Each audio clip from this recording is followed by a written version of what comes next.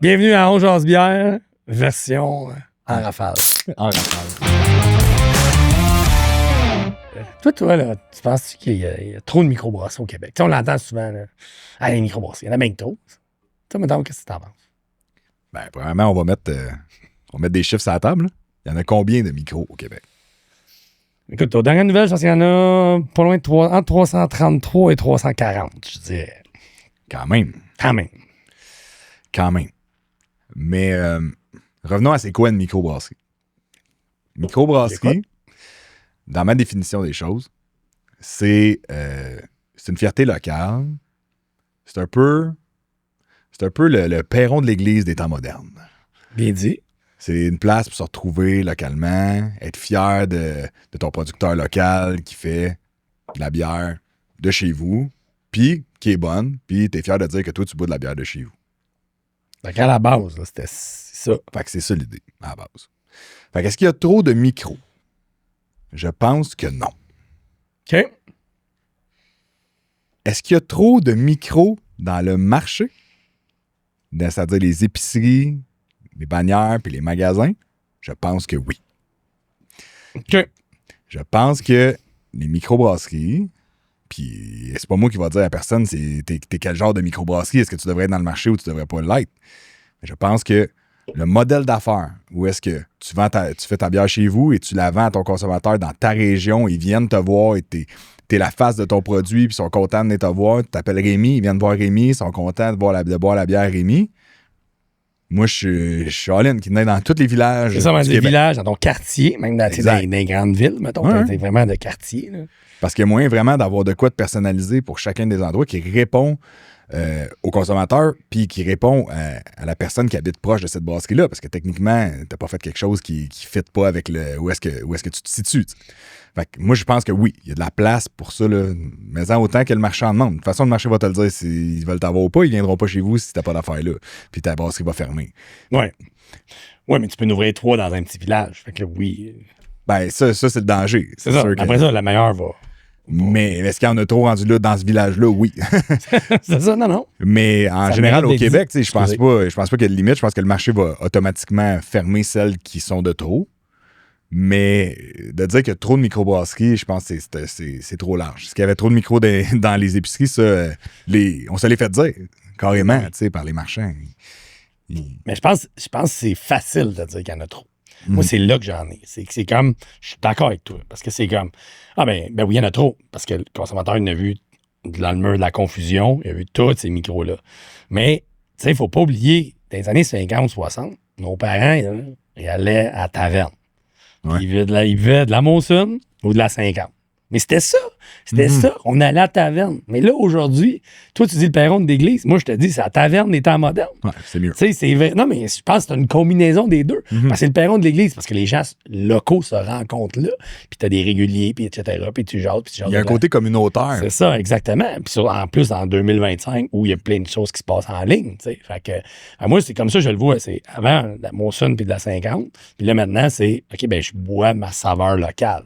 Fait que, tu sais, oui, tu sais, comme il y a une brasserie qui a ouvert à Saint-Michel-des-Saints, au nord ici, qui a ouvert, mais il n'y en avait pas dans le village, 2500 personnes dans le village, ils ont ouvert, c'est la place la plus occupée. Puis, tu sais, ils ont ouvert post-pandémique, on s'entend, là. Ils ont ouvert dans le temps que t'es comme, hey, on a-tu vraiment besoin d'un autre? Non en macro, mais en micro, en réalité, dans ce marché-là, il y en avait de besoin. Il y en avait de besoin. Si on se rappelle, même la ville nous avait appelé en 2021 pour nous ouvrir. C'est un endroit pour la fierté, puis pour se rassembler, puis ça prend ça. Mais est-ce que...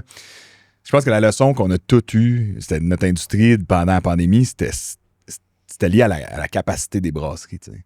Je pense que ce que je veux dire, c'est que on pensait qu'il y avait plein de places dans le marché pour mettre la bière en tablette.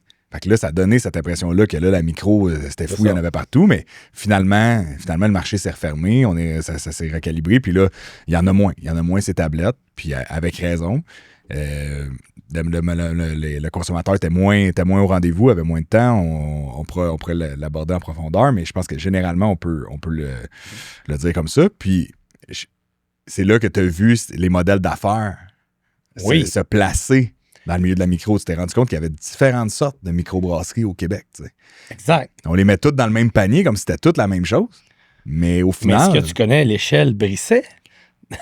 Non. C'est vrai, tu nous avais Tu l'avais sorti ça. oublié, Tu nous celle-là, avais sorti ça. Vas-y, là. Laisse-moi vas-y donc. t'expliquer. Fait que là, il y a les 1, Monson, Labatt, Sleeman, Boreal, RJ. Les consommateurs 1. Consommateurs, mais consommateurs et grosseurs de brasserie. OK, ouais, j'aime ça. Fait que tu sais, je te dis, c'est à peu près la même chose. Après ça, t'en as 1. T'as les 4. Fait que les 4, c'est les microbrasseries de village et de quartier. Qui vendent juste chez eux. Melon à Montréal, Trécarré à Saint-Côme. Tu sais, ils vendent chez eux. Du fût puis quelques canettes pour emporter, mais Exact. Surtout du fût sur C'est place. Ça. Puis après ça, t'as les 2. Fait que là, t'as nous autres. Nous, on est dans Alchimiste, on est dans les 2. Qui est à peu près, je dirais, 20 brasseries au Québec. Entre 15 et 25, là, je dirais, là, qui brassent, on parle en hectolitres, là, mais qui ont à peu près, mettons, 2,5, 3 millions de chiffre d'affaires et jusqu'à 10 millions, mettons, je dirais. Là. Ouais. Tu sais, ça, c'est à peu près un ballpark qui en a à peu près à 20-25, on parle de grosseur, d'être capable de livrer du volume. Tu sais, tu as des gros joueurs au Québec, des détaillants, on va se dire, vous le savez, là, les GA, Métro, Maxi, Super C, Costco, tu sais, la bière, elle se vend là. Ouais. Mais pour pouvoir vendre dans ces marchés-là, il faut que tu sois capable de faire de la production de plus grande quantité. Puis après, tu as les 3 qui sont... Tu sais, maintenant, je trouve des fois, c'est plus difficile. Pas difficile, mais il faut que tu trouves ton créneau. Les 3, c'est-à-dire que tu fais entre 1 million puis 3 millions de chiffre d'affaires. Tu produis... Écoute, tu étais ces tablettes pendant la pandémie. Là, tu es post-pandémique. Là, tu es comme... OK, là, je suis pas capable de rivaliser en termes de coût de revient versus les plus grands brasseurs. Le consommateur a moins rendez-vous pour des bières à 5 à 6 $. Fait que ma canetteuse, elle fait pas assez de canettes. Mes canettes, il faut que je les fasse imprimer. Ça me coûte 45 cents la canette. Fait qu'il y a tout ça. Fait que là, il y a... Fait que est-ce que de celle-là, est-ce qu'il y en a trop? Peut-être, peut-être pas. Moi, ce que j'aime bien dire, c'est qu'il y en a certaines qui ont trouvé des créneaux.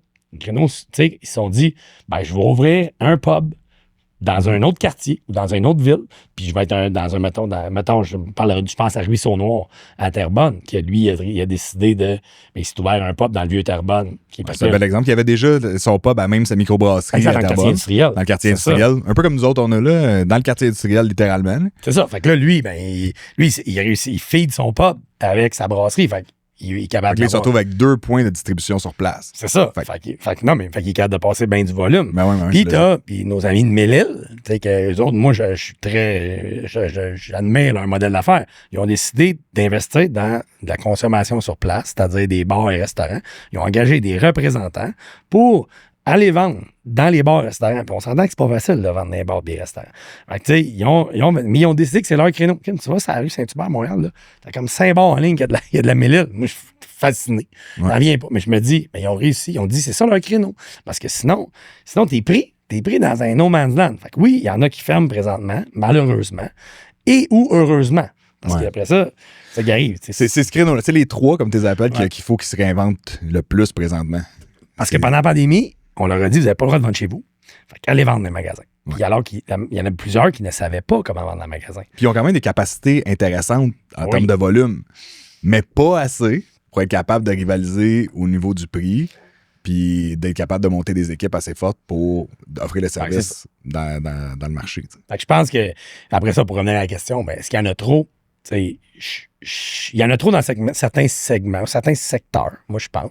Pas trop, mais tu sais, le point que je veux dire par rapport à trop, c'est il faut pas oublier que les barrières à l'entrée de notre industrie étaient assez basses, merci.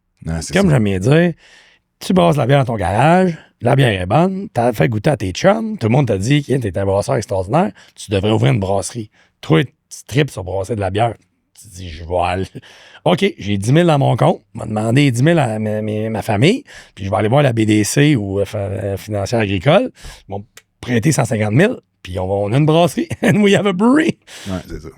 Fait que oui, il y a eu ça ça a été créé parce que, hey, l'industrie de la bière, on en parle souvent, c'est le fun. On vend du plaisir. Fait que c'est sûr que, je peux-tu pas me payer une job, mais être en charge de ma vie, de faire ce que je suis passionné. C'était beau, là. Puis comme on disait, 22, 23, c'était comme, let's go, hey, je m'en vais là-dedans. Hey, moi, ma job, je m'écœure, j'ai un boss qui m'écœure. Hey, m'en aller brasser de la bière, puis je m'en aller vivre de ça. Est-ce que je vais vivre grassement? peut-être pas, mais en même temps, je vais être propriétaire, je vais être entrepreneur, je vais être propriétaire de ma business. Mais là, ce qui est arrivé, c'est que là, les facteurs macro ont évolué. Puis là, c'est ça qui fait que le marché se resserre. Puis, mais là, aujourd'hui, c'est de brasser de la bonne bière, mais es-tu capable d'en faire qui est profitable? Mais aussi, je te dirais que quand la pandémie a fini puis que tout s'est resserré, là, on était une gang, on s'ennuyait de notre boss d'antan. Hein? Qu'on aurait préféré peut-être avoir une job qui n'était pas notre passion. Hein? Oui, c'est ça. C'est sûr. Non, mais c'est difficile, là, d'un coup, tu vis de passion, puis le marché est là, puis la demande est là, puis tu te dis, mon Dieu, c'est pas si dur que ça, être entrepreneur. Puis là, d'un coup. Tu vis de banquier qui t'appelle tout le temps. Je peux lever la main ici. Là. C'est ça, les fins de mois arrivent, là. Ah non, c'est ça. Fait que c'est ça, c'est devenu des business. Puis c'est pour ça que je ris un peu, mais je prends pas ça légèrement. Parce que, non, on n'est pas à part de ça, là. On a vécu on est défis. On se démène à tous les jours. Puis il y en a plein qui se démènent. Puis il y en a des fois qui disent OK, je suis allé au bout de ça. Nous, on a pris la décision qu'on n'était pas encore au bout de nos projets. Puis, justement, notre bière sans alcool, notre bière sans gluten, est-ce qu'elle va nous amener à d'autres pas sommets, mais d'autres niveaux? Ben, on l'espère bien, puis on est encore là. Mais, encore une fois, je pense que c'est correct. Je suis président de la Chambre de commerce à Joliette, j'en rencontre des entrepreneurs. Puis, c'est ça la vie depuis le début que la business existe. Il y a des business qui ouvrent, qui ferment. Des fois, tu as des mauvaises décisions, des fois, tu as des mauvais timings, des fois, tu as des mauvais partenaires. Puis, des fois, il faut t'apprendre la décision. Tu sais, à un moment donné, il faut t'apprendre la décision de dire OK, mais c'est assez, là. Tu sais, nous, on a passé proche, puis on a décidé de continuer. Mais, à un moment donné, si ça nous arrive, Max, il va falloir se mettre tous les deux, puis se dire OK, là, c'est assez. Si tu es en train de te rendre malade, on va en parler plus tard de la santé mentale, puis de notre santé physique, puis de comment on gère ça. Mais en même temps, à un moment donné, il faut que tu sois assez éclairé pour te dire, c'est assez. Là, parce qu'à un moment donné, c'est moi qui vais y passer, sinon, pas juste ma business. Ouais, c'est ça. Alors que je vivais de ma passion, je vis de ma passion, mais là, tu n'es plus dans la passion, tu es pas mal en dépression, mettons. Fait qu'est-ce qu'il y en a trop? Il y a ça aussi là-dedans dans la réflexion.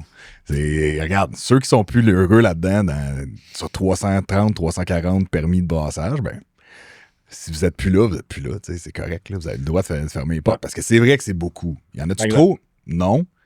Est-ce que c'est beaucoup par rapport à la population du Québec? Oui. Mais la bière fait partie de la culture québécoise, peut-être plus qu'ailleurs. Ouais. Puis moi, je suis pas prêt à dire qu'il y en a trop. OK. Je veux ça ailleurs? Vas-y. Tu sais, comme dans l'industrie, là, on boit de la IPA depuis longtemps. Est-ce que. Non, mais, tu sais, moi, j'entends dernièrement. Moi, j'ai arrêté de boire de la IPA. Est-ce que. Tu sais, dans le sens, IPA, c'est des bières plus doublonnées. On se comprend. Mais, tu sais, est-ce que l'industrie s'en va vers les styles classiques? Ou, tu sais, comment tu vois ça, toi? Parce que moi, j'ai ma perception ou ma perspective sur comment les facteurs évoluent. Mais toi, comment tu vois ça? Parce que là, on l'entend. J'ai bu des IPA pendant la pandémie, mais là, je suis tanné. Je te dirais que l'industrie a besoin d'une autre IPA comme le monde a besoin d'un autre podcast.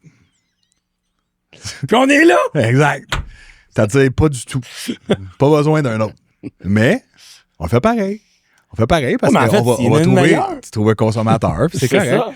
C'est l'évolution de la vie. Fait que pour ce qui est des IPA, ça, c'est mon opinion sur les IPA en général. Je te dirais que c'est correct. On a compris. On n'est pas obligé de se dire un autre. On est capable de faire des IPA au Québec, c'est correct. On est capable. Pour ce qui est des tendances du consommateur, par contre, moi, j'ai vu une grosse différence sur les 6 dernières années. Là.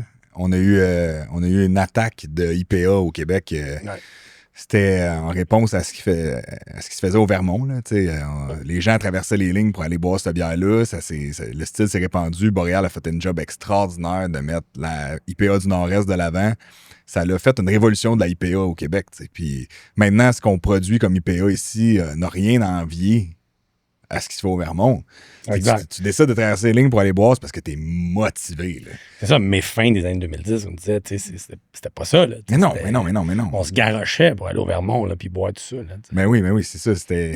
Tu voulais aller là voir c'était quoi. En fait, c'était l'avenir de la bière, puis ceux qui étaient dans l'industrie savaient que c'est là que ça s'en allait, parce que les premières fois que tu te rentres en contact avec une IPA de style NEPA, la première fois, là, oui. Que tu es au Vermont, ouais. Tu te fais servir une pinte de ce type de bière-là. Oh mon Dieu! c'est orgasmique. Ouais. Ah, c'est Du incroyable. gros jus. Du gros jus. Bien dire. Non, mais tu sais, on le prend pour acquis à cette heure parce qu'il y en a tellement partout. Mais les premières fois que tu goûtes à ça, c'est hallucinant. Mais on s'est habitué. On s'est habitué comme tout le reste. Puis le problème, c'est que c'est ça que c'est pour moi. C'est une bière d'occasion ou une bière de célébration ou une bière de j'en bois une parce que c'est la fin de la semaine ou ce soir, j'ai le goût d'en boire une. Mais c'est pas une bière de consommation régulière, à part pour quelques motivés. Là. Ah oui. Puis ça fait son temps aussi. Comme moi, toi puis moi, on était un bout qu'on buvait que ça. Là. Ah oui. On ne pouvait pas décrocher de la IPA. C'était juste ça qu'on voulait. Là. Puis ce qui est arrivé, c'est que pendant la pandémie, je pense que tout le monde a bu tellement de bière, tellement d'IPA. J'avais tous mes chums, puis tous les gens que je croisais disaient, quand je leur parlais de l'industrie, ils disaient j'ai juste le goût de boire une bière de soif, tu comprends-tu? J'ai le goût d'enfin d'être désaltéré. J'ai le goût que quand je bois quelque chose, c'est pas lourd. Ouais. Puis que je peux en boire 4 sans être complètement chaud aussi, tu sais. Parce que l'IPA, ça tape, là. Moi, en tout cas, ça me tape. Oui. Ben, c'est pas le gars qui tient mieux son alcool, tu vas me dire. C'est ça, exact. On l'a pas encore vu ici, mais à suivre. On l'a déjà vu à On Jase Bière, version Helm, mais... non, mais tu sais, c'est intéressant que tu dis ça parce que la première fois que j'ai bu ça, 2017, en octobre 2017, Stéphane, qui est notre partner dans Vilain, il me dit, Paul, il dit, viens-t'en à Brooklyn. Tu m'as montré c'est quoi la bière. J'avais 4 ans, je travaillais chez Red Bull. Fait que là, oui, Stéphane s'est occupé de la brasserie à Montréal. Là, part de chez Red Bull. Qu'est-ce que je fais? Il me semble que je suis pas allé au bout des projets de bière. Il me semble que j'ai encore le goût de faire de quoi. On s'en va à Brooklyn. On arrive là. J'arrive chez Other Half. Stéphane, il dit, regarde ça. Je regarde la bière. Je dis, qu'est-ce que c'est ça? C'est comme du jus d'orange. Mm-hmm. Puis là, je dis pas la barmaid, mais la fille qui sert la bière, je dis, what's DDH? Tu sais? Elle me regarde comme si j'étais un caca de chien. Là, double dry hop. Et là moi, ce qui est allé dans ma tête, c'est, je disais que j'avais une brasserie en plus. Je l'ai pas beau dire. Écoute, ça fait 20 ans que je travaille dans la bière, mais je sais pas c'est quoi DDH. S'il y a des brasseurs qui écoutent aussi, ils doivent dire, lui est propriétaire de brasserie. Oui, c'est ça. Non, mais on se comprend que mon point, c'est par rapport à 2017. Tu sais, 2017, il n'y avait pas rien de ça au Québec. Il n'y avait pas de Sir John, pas de Messorem, pas de Bas-Canada, rien de ça au Québec. Puis, on n'avait pas connu ce style-là. On était encore dans les PA plus soit anglaise, plus West Coast. On était dans le résineux. Tu sais, là, on a ce style-là. Puis là, Stéphane m'a regardé et dit, il faut faire ça. Mais là, je dis, ouais, mais on n'a pas brassé pour faire ça. Mais tu sais, on a créé la gamme Vilain, mais ça a été un compromis parce qu'encore une fois, on n'était pas capable, on n'était pas spécialisé, on n'avait pas l'équipement pour faire ça, on n'a pas été capable de reproduire ça. Puis de toute façon, c'était pas le modèle qu'on voulait parce que nous, on veut faire des bières qui ont plus de longévité en tablette, etc. Puis, avec ce qu'on sait aujourd'hui, c'est pas viable de faire ça. Non, c'est ça, exact. Ça a été, puis on n'avait pas la crédibilité, puis c'était pas, on n'est pas des brasseurs, j'en reviens à dire. Il n'y a pas de cachette, tu dis oui, les brasseurs. Moi, je m'assume, on s'assume en masse. On n'est pas en train de dire, hey, moi, je connais tout de la base. Non. Puis je sais, il y en a du monde qui me l'ont dit. Ils dit, hey, c'est ça un vrai propriétaire de brasserie, lui? Mais je l'ai entendu, ça, mais en même temps, ben oui, parce qu'il y a plusieurs facettes à gérer une brasserie. Puis après ça, on ne peut pas être bon dans tout. Fait que, oui, dans la gestion, dans la commercialisation, j'ai peut-être plus de qualité, mais dans la production, ben qu'est-ce que tu fais? Puis dans la production, dans le brassage, ben tu t'entoures d'une bonne équipe. Fait que c'est ça. Fait que, mais pour vrai, ça a été vraiment un des moments de ma carrière de bière que je me suis senti le plus inculte de bière. Mais après ça, c'est fou, après ça, tu te rappelles, on allait au Vermont, on capotait, tu sais, puis t'étais comme, OK. C'est la première fois que j'ai bu ça, c'était avec toi. C'est toi qui m'as amené au Vermont avec Francis dans le temps. On était allé au bord des lignes, puis on avait fait le tour. Puis je m'en suis pas remis, là. C'était incroyable. C'est vrai que t'avais eu une grosse soirée. Ouais, mais au-delà de la grosse soirée, comme je dis, je peux pas boire trop d'IPA. mais il reste que la bière, la qualité est exceptionnelle, tu sais. Puis si tu reviens ici, surtout à cette époque-là, j'étais revenu, puis j'en cherchais. Là, si quelqu'un me pouvait en ramener, j'étais tellement content. Mais à cette heure, tu peux en trouver là, un peu partout. C'est fou. Exact. Puis parlant d'en trouver un peu partout, je vais t'amener à une autre place. Tu sais, on parle beaucoup des épiceries, mais tu sais, parle-moi donc des dépanneurs de spécialité. T'sais. Ouais. Tu sais, il y a eu le phénomène petite frette. Ouais, Tu sais, ouais. il faut en parler, là. Tu sais, je veux dire, ça a été un phénomène dans notre industrie, que ça a monté. On était des dépanneurs de spécialité. Ça a été, on s'est rendu, écoute, on avait, tu sais, des dépanneurs. Il y a on s'en a des DBSQ, des dépanneurs de spécialité du Québec. Ils sont regroupés. Les gens allaient là, on a des conseillers. Puis après ça, t'as un loup dans la bergerie qui est arrivé un peu, tu sais, qui est arrivé en voulant faire un modèle SAQ-esque Ouais. de microbrasserie. Puis là, ben, tu sais, ça aussi, ça a fait un peu une bulle. Pas juste petite frette, mais tu sais, la consommation dans le dépanneur. Tu sais, comment toi, tu t'évalues? Moi, je le vois un peu comme le milieu de la micro en général. Tu sais, le Petite Frette est arrivé avec une opportunité en main, c'est-à-dire, en ce moment, il se boit de la bière de micro en fou. Nous autres, on va donner spécialité de la bière québécoise. On va avoir des produits locaux sur place. C'est un modèle d'affaires qui se tient, c'est à la base. Hein. Mais ça a levé en fou. Ouais. Ils ont parti ça, là, en fou. Mais le modèle d'affaires, c'est un peu comme pour les microbrasseries. Les barrières à l'entrée étaient très minimes.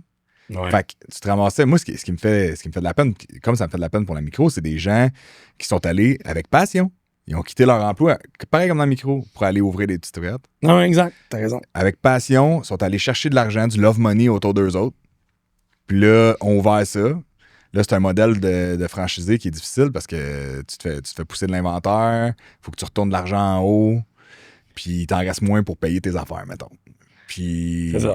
au final, il y en a plein qui n'ont pas passé au travers. Mais surtout parce que l'industrie a baissé. Mais c'est ça, parce qu'ils ont vécu le même timing que la micro. Fait qu'il y a plein de petites microbrasseries aussi qui ont ouvert, puis que c'est du monde plein qui sont allés chercher du love money, qui ont essayé de le faire arriver, puis finalement, ben ça marche pas. T'sais. Puis t'as quitté des fois des jobs qui étaient intéressants. T'sais. Si tu vis de ta passion à ce moment-là, ça a l'air bien cute, mais t'as pas le salaire, c'est sûr que t'avais quand t'avais une belle job coussinée, là, avec des conditions, puis un syndicat, puis... T'es devenu ton propre boss, mais en même temps, tu travaillais sur les 12 heures par semaine. Mais tant que tu l'as pas fait, le modèle d'entrepreneur, là, tu réalises pas que, oui, cool, t'es à ton compte, puis tu peux faire tes affaires, puis si tu veux prendre 2 heures de dîner, tu peux, là. Mais c'est bon, il y a d'autres implications. Là. T'as de l'argent en jeu, t'as une comptabilité à faire. Le soir, tu penses à ça, tu fais pas juste déploguer tes écouteurs puis c'est fini. Là. C'est tout le temps dans ta tête, puis il faut que tu rentres les fins de semaine, puis le staff est pas rentré. Puis... Fait que là, le modèle Petite Frette, là, pour du monde qui n'a jamais eu de business, d'un coup, tu te retrouves dans le business du retail, dans une industrie qui va, tu le sais pas à ce moment-là, mais qui va baisser, qui va crasher d'un coup dans l'année qui vient. C'est pas facile, là. C'est pas avec les chiffres que tu as calculés au départ là, que tu payes ton loyer. Tu dis, OK, ouais, je vais m'en sortir, on vend tant par mois, ça me coûte tant de loyer. Là, d'un coup, t'en as à peine pour payer le loyer, faut que tu payes ton staff. T'es en perte un mois, t'es en perte 2 mois. Tu commences à shaker, là. Tu te dis, hey, mon Dieu, j'étais bien avec mon syndicat, moi, là, puis j'étais bien avec mes conditions, puis mes 5 semaines de vacances, là. Mais c'est vous que le modèle de franchise, de l'extérieur, t'es comme, ben, ça marche. T'es comme, tu sais, puis. Non, mais c'est vraiment fascinant ce qui est arrivé, tu sais, parce que, tu sais, t'es comme, ben oui, j'achète d'une franchise. Puis, tu sais, il y en a beaucoup qui marchent, il y en a qui marchent moins, comme n'importe quoi. Puis celle-là, ça a fait ça, puis ça a fait ça, parce qu'il y a eu, tu l'as dit, il y a eu une effervescence. On a rencontré des propriétaires, là, étaient comme, j'ai mis mes économies, j'ai déménagé de Quaticook à Longueuil, ben j'ai ouvert, c'était ça, là, c'était le dream, là. Puis le modèle franchisé, je veux dire, il y a sûrement des modèles franchisés qui fonctionnent bien, là, puis, moi, je suis pas un spécialiste du modèle franchisé, mais mettons, je parlais à un gars qui avait des Subway, là, puis il me disait que lui, mettons, premièrement, tu essaies de faire ton argent, c'est déjà pas facile parce que tu te fais pousser des promotions par la bannière en haut, par la compagnie, puis là, tu es obligé de mettre tes affaires à rabais, mais tu fais pas. C'est pas en haut qui absorbe la différence de marge. C'est toi qui l'absorbe. Là. Puis là, tu vends tes sous-marins moins chers, mais tu fais moins d'argent dessus. Puis là, mettons, moi, ce que je n'avais jamais réalisé, c'est qu'aux 5 ans, mettons, fallait qu'ils remettent comme 250 000 pour remettre le restaurant à jour, parce que la franchise vient de changer le menu, vient de changer le style des banquettes. On lâche le look italien rétro, puis on tombe dans un look moderne, vert et blanc et jaune. J'avais jamais pensé à ça. Tant qu'on garde le bar à pain. Non, c'est pas du Pacini. Non, c'est pas le Pacini. Mais chez Subway, mettons, tu passes du look rétro, puis là, tu tombes Mais là, il faut que tu changes tout ça, il faut que tu changes ta devanture. La loi change, il faut que ce soit écrit les sandwichs Subway ou whatever, Subway sandwicherie ou peu importe. Là. Man, c'est de l'argent, ça, là que tu n'as pas prévu dépenser. Fait qu'il faut que tu y penses dès le départ, mais moindrement. sais, j'imagine que c'est plus compliqué d'acheter un Subway ou un McDo. Mais là, t'es dans un modèle Peut-être pas. Peut-être, je sais pas, honnêtement. Mais maintenant, aujourd'hui. Mais Petite Frette, mettons, c'était hyper accessible. C'est ça que j'ai compris. C'était monsieur, madame, tout le monde. Comme la micro, tu l'as dit. Ouais, exact. Prenais son argent, embarquait. Parce que c'était en développement, c'était embryonnaire. Fait que, tu sais, aujourd'hui, tu sais, moi, c'est drôle parce que mon chum Phil, il y a 30 ans, il m'avait dit on s'achète des Subway. Quand ça commençait, on se passe un Subway. Il n'avait pas. Ouais. J'étais comme. Moi, voyais-tu faire des sous-marins, moi, là? J'ai 22 ans. Tu sais, là, mais c'est fou qu'on s'en est reparlé il n'y a pas longtemps. On se disait, hey, c'était l'affaire à faire. Peut-être pas. Tu sais, on salue Hammer au passage. Ouais, c'est ça. Stéphane, qui a eu beaucoup de Subway. Mais c'est ça. Mais tu sais, c'est pas. Petite Frette, c'était. OK, ben c'était la ruée vers l'or du dépanneur de micro. Ouais. Parce que tout le monde. Puis je reviens au modèle de dépanneur de micro. Parce que le consommateur, là, moi, c'est là que je veux t'amener. C'est.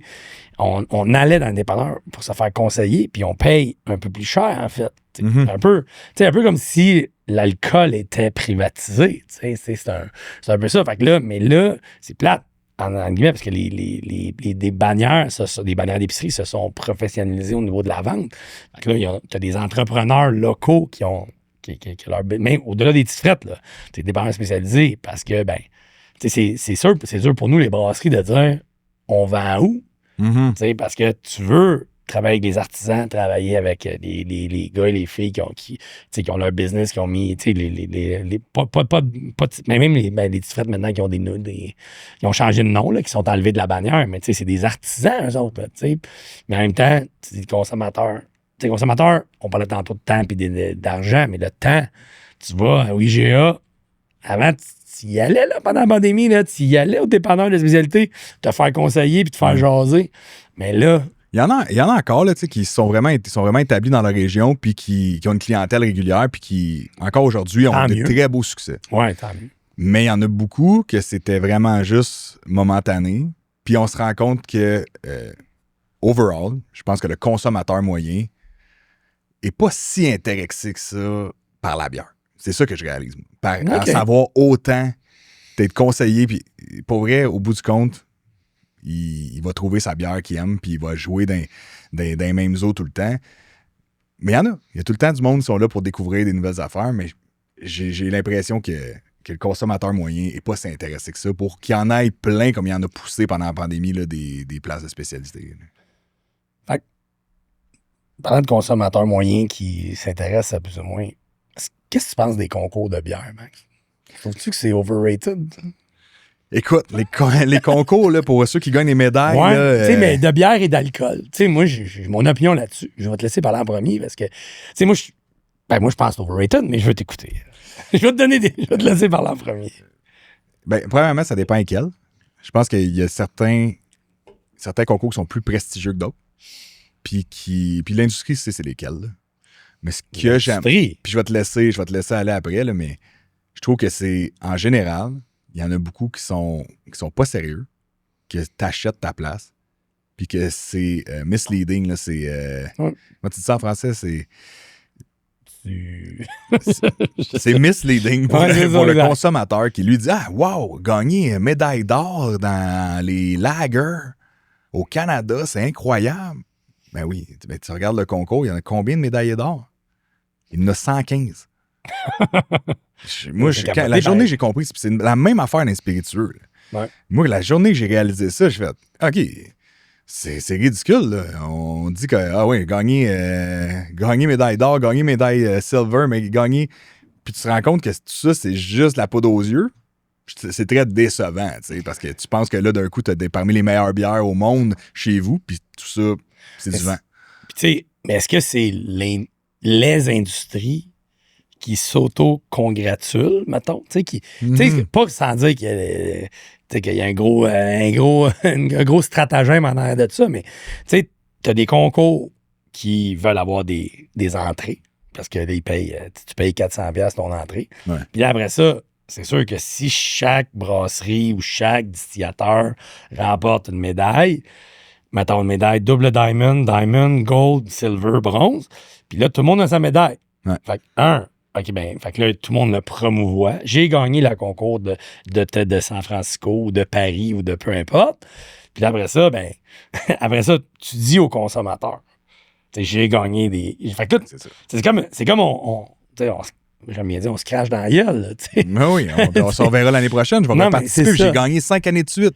Fait que, tu sais, c'est ça qui est tricky, c'est que l'industrie, je pense que, mettons dans la bière, je parle, tu sais, comme, tu as effleuré un peu le sujet, tu sais, je pense que les brasseurs le savent, lesquels qui sont crédibles, mais tu sais, mais en même temps... On s'inscrit, nous autres, dans des concours là, qu'on pense crédibles. Ben, c'est ça, mais en même temps, tu sais, moi, j'en ai là-dessus, tu sais, je trouve que on prend le consommateur des imbéciles, puis mettons, là, je vais parler des spiritueux, mettons, la SAQ, la LCBO en Ontario, les autres, ils se battent. On ne faut pas oublier qu'il y a des fonctionnaires derrière de ça. Fait qu'eux autres, ils voient un tel a gagné telle médaille, ben, il m'a donné ça à mon consommateur. Mm-hmm. Fait que, tu sais, c'est toute une chaîne. C'est un outil marketing. Non, mais c'est toute une chaîne qui fait que toi, monsieur le consommateur, madame la consommatrice, t'es comme, hey, ça doit être bon. Mm-hmm. C'est un gage de qualité, t'as gagné une médaille. Ouais. C'est overrated, raide. Puis je trouve qu'il n'y a personne on laisse juste ça aller. Ben oui, j'ai gagné won this medal, j'ai gagné cette médaille-là. Puis le pire, c'est que souvent, tu as une couverture médiatique qui est liée à ça. Parce que tu arrives si t'es moindrement bon là-dedans, tu te ramasses à la radio, tu te ramasses à la TV à parler de ça. Puis là, mais il n'y a jamais personne qui dit vous êtes tout seul à avoir gagné cette médaille-là. Fait que vous êtes la meilleure bière au monde, la meilleure vodka au monde. Est-ce que tu savais qu'il y avait 5 meilleurs vodka au Québec? Au monde. Meilleur vodka au monde au Québec. 5. Juste au Québec. Juste au Québec. Fait que je trouve que c'est la question qui manque tout le temps quand il y a une couverture médiatique. Puis souvent, mais je comprends en même temps qu'elle pose pas. Là. Le but, c'est pas de brûler la compagnie qui vient faire sa promotion. C'est ça. Mais il reste que la question mérite d'être posée. Il y en a combien dans votre catégorie qui a gagné cette médaille-là? C'est 3. On jase. Mais je te dis, il y en a 150, Paul. non, mais t'as raison, dans la bière. Moi, je l'ai entendu d'autres bord. C'était concours-là, on s'entend, là. Puis, fait que là, il y a comme il y a une dynamique weird qui entoure tout ça, qui fait que là, t'es identifié comme une brasserie qui prend sa médaille, puis qui l'annonce, puis qui tout ça. Mm-hmm. Puis, mais en fait, tu le fais parce que t'es le consommateur. Après ça, moi, je pense que ça vient à tes valeurs d'authenticité, I guess, là, je dirais ça. Mm-hmm. Mais, tu sais, puis après ça, c'est ça, moi, c'est la réflexion, c'est c'est la game. On embarque dedans, on n'embarque pas dedans. Puis après ça, moi, j'ai tout le temps comme on aime bien dire, nous autres, c'est hell yeah or no. Mm-hmm. C'est souvent non. C'est ça. Fait que, mais là, on vient d'inscrire les sans gluten. On va voir. Lundi prochain, on va avoir une réponse si on a gagné un concours que nous, on considère sérieux. Fait qu'on verra. Puis après ça, on réécoutera ce podcast-là, puis on se dira check-moi les deux hypocrites. Oui, c'est ça, exact. Et là, en plus, on va être là. On tape dans nos médailles. Hey, savez-vous quoi? On a gagné. Non, mais qu'on fasse toute la staff. Là. Yeah, on a gagné la médaille. Exact. On est mis dans la gagnante, bon. On est mieux parce que ça me semble qu'elle mérite. Bon, j'ai-tu un autre overrated pour toi, là? Non, mais c'est un bon 3 sujets de l'industrie, moi, je trouve. Ouais. Alors, Maxime, sur ça. Toujours un plaisir de parler de la business avec toi. Yes. Cheers.